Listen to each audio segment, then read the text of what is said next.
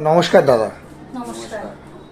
তো আজকে আপনি কোথায় এসেছেন? না আরিয়ান হোম সলিউশনের ঘরে, তাই তো?